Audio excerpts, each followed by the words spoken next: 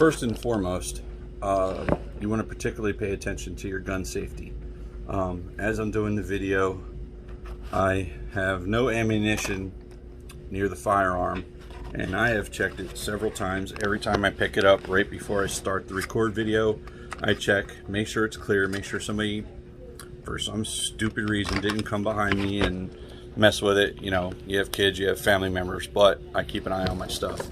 So that was the first thing we did, is lock the slide to the rear, and then normally I'll throw in the chamber plug, but for demonstrational purposes I didn't really feel I needed it. But that's a handy little item if you keep your gun around, and you know, it's an automatic indicator that you know that the firearm is not loaded. But us as responsible firearm owners are the key to safety, not some little doodad that can fall right out.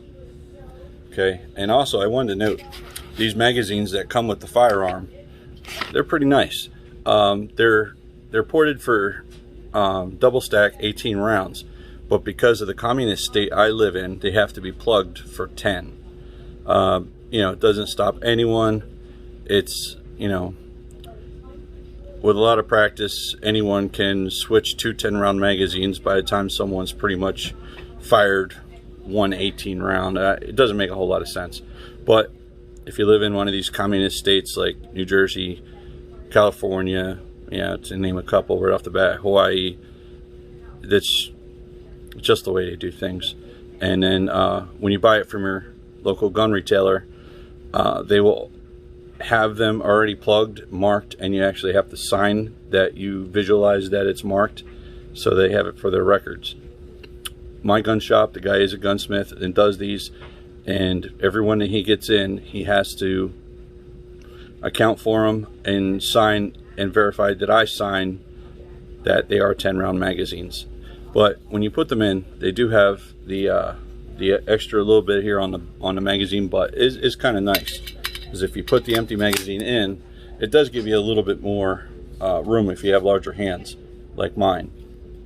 But overall, I really can't say enough about it. I've owned several handguns, including Glocks, Springfield, Smith & Wesson, just to name a few. But as far as overall, you know, this is just really nice. And one thing that not a lot of people have noticed or mentioned, it will fire without a magazine in place. So if you go and throw a round in the chamber, it will fire, where a lot of them I've seen do not do that. But you know, it's cool. You can see the extra large magazine release. That's very nice, right there at your thumb, and it literally comes right out. All right, thanks. Hey everyone, how you doing? This is my canik tp9sfx. Just wanted to kind of show you what it's about. I already had a video of me shooting it. It's one of those things right now where every time you want to target shoot, inside my head just goes cha-ching, cha-ching, cha-ching, because of how much ammunition is right now. So I just wanted to get a feel for it, as I did in my video. It's a little dusty. I was actually going to clean it, but one of the next things I wanted to mention on here is, in addition to the extra fiber optic pieces that you get for your sight, there comes a small toolkit. Let's see, get a little bit better picture here. Those are magazine release extensions, and down here you have, when you have your reflex sight on, you connect this to the side to be able to pull back your slide. So I figured that was really worth mentioning. So the slide release, you can change from the left side to the right side. So it's sort of ambidextric in that fashion, which can come in handy for left-handed shooters, or, you know, people who shoot left and or right, or who are one side dominant. So I thought that was a bonus. And then pulling out the instruction manual, They're very, very detailed. I mean, everything you want to know about the firearm is listed and illustrated. So, as you can see right here.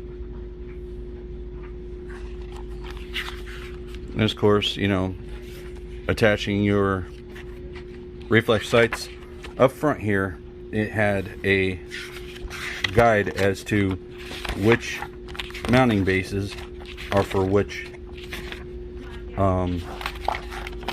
reflex sight. So right here, RMR mounting plates, you have Doctor, Insight, Vortex, Mitopa, Triacon, Seymour, Leopold, Shield, and J-Point. And you know, it gives you all the specs you could ever want. And here is a detailed illustration for those who don't know a whole lot about firearms in general. This is a good breakdown of all the components. So if you're new to firearms and you pick this as, you know, let's say your first handgun purchase, this is a pretty detailed schematic of all the components, outer components I should say, that make up your handgun. So if somebody refers to you as the let's say the magazine butt plate or the follower or your firing pin, you can easily identify and remember those. Aside from being pretty much an overall gun from my point of view, it's very easy to disassemble and field strip. You have this right here, it's on both sides to release the slide release. You simply pull down, comes right off. And then you have your internals right here, your buffer, push up on it just like most of any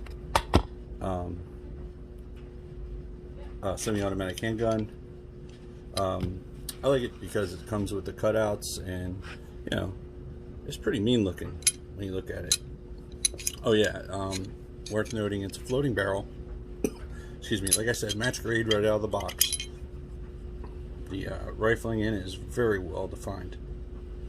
Not that you can see it, but I'm looking at it through the light, and it is very, very nice. So we put that back in there. Replace the buffer spring assembly here. If I can get it in.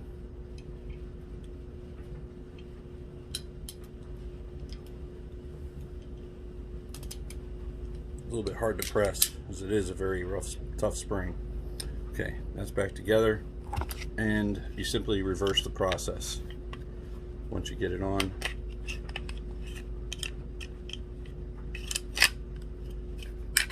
Ready to go. And there's the firing pin indicator. I know it's not as, I'm trying to keep it orientated safely, but as you can see, all gone. I think that's pretty cool. I gotta say, this is by Century Arms, Incorporated, Georgia, Vermont. The one thing though that turns people away is it is made in Turkey. I don't really have a problem with that. Turkey hasn't really done a whole lot to us. Our own government really has done more than Turkey or any of those places have done to us in a while. Comes with the lock, and like I said, it comes with brushes. It comes with an extra back strap that's a little more defined than the stock one, so gives you a little more of a curve. Not a whole lot, but one of my recommendations is if you're going to change it, get the one you want first before putting it back together, because you do have to take the whole thing apart, the handle, to remove the back strap. Let's put that back. So very good presentation right from the get-go, right out of the box. Like I said, very detailed manual, very well packaged. Let's see what else they gave us in our cool little envelope here. Let's see, you got options for customization. You know, welcome to the family. I was hoping they'd give a cool sticker. I like putting the stickers on my ammo cans and stuff. But, you know, these can be found in a couple different variations. This is the SFX. There's little lower quality ones, and there's also, I think, one step up from this. But regardless, $600 or less, you're getting a competition ready pistol.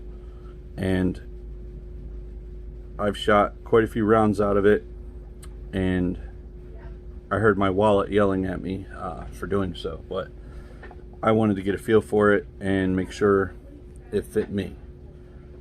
So hopefully this is a little bit to help anybody out there who's looking for a decent match ready first firearm. Thanks.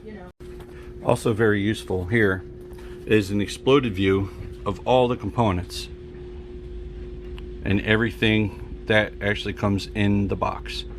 Like I said, this is considered a match ready firearm right out of the box, and there's the parts and components, and then here is your parts list. And so far Canik has been very well rated on their customer service. Another thing I'd like to mention is the firing pin indicator. It sits right back here. When you charge the firearm, the indicator becomes red, letting you know that the firing pin is in the reverse position, in the rear position.